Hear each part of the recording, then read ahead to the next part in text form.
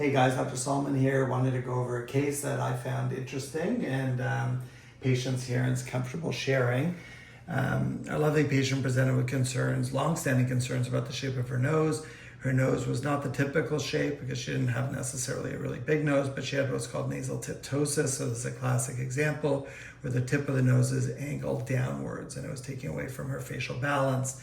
So she's relatively early post-op. This is going to settle in a little bit, but what we've done is an open rhinoplasty.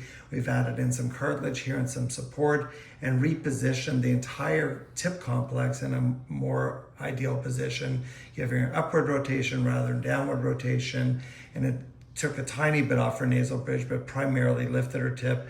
She's still relatively early, some swelling, but we'll show you her progress as she goes through the healing over the course of the next year. But how are you feeling? Feeling good. And what are your thoughts so far? It's magic. It's beautiful. I'm so happy that you're happy. Yeah, it's lovely. Thank you. You're welcome. Thanks for sharing. Yeah.